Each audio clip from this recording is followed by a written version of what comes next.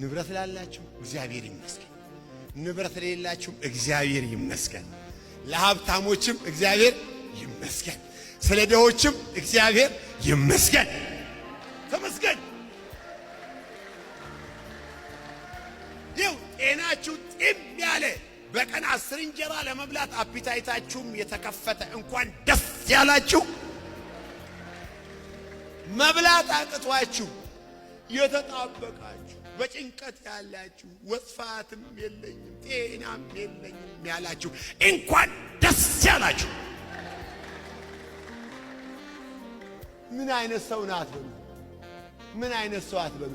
ማስረጃ ኢዮብ የመሰለ ሰው ስላለኝ ነው። ማንን የመሰለ? ኢዮብ በመጀመሪያ ጊዜ ባሪያዬ ኢዮብን አየውን አለው ለሰይጣን። ምን ዋጋ አለው?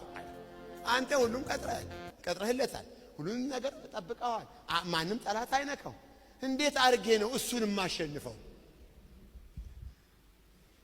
እና እስቲ ጥበቃህን አንሳና ልሞክረው፣ ነፍሱን ብቻ እንዳትነካ እንጂ ሞክረው፣ አይከደኝም፣ እተማመንበታለሁ አለ። ምን አለ? እተማመንበታል። ከዛ ሁሉንም ነገር ተወውና ሰይጣን ተጫወተበት፣ አበጠረው። ንብረቱ በጎቹ ሲጠፉ፣ ግመሎቹ ሲጠፉ ጭጭ። ከዛ በገዛ ስጋው ላይ መጣ በቁስል በገል እስኪፍቅ ድረስ የመጨረሻ ስቃይ ውስጥ ገባ።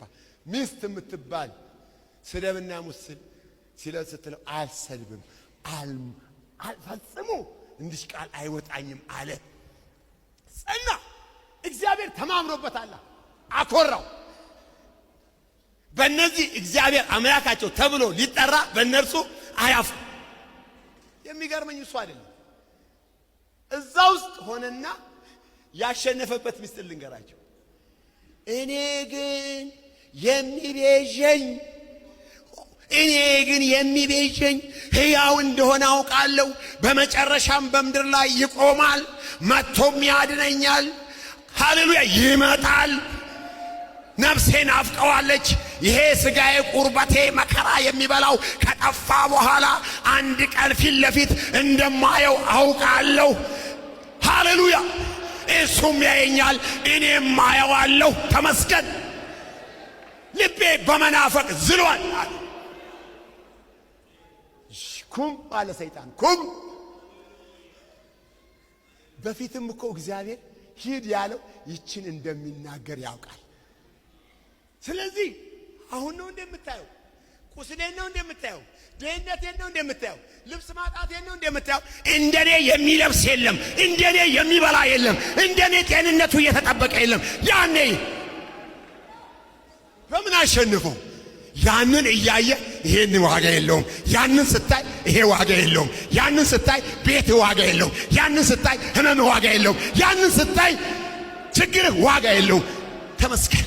ስለዚህ በዚህ ዘመን የምናሸንፈው ንጉሷንና ጽዮንን እያየህ ኑር፣ እያየህ ሙት። ሃሌሉያ! አለዚያም አላረም ተመጣማረ ምንድነው?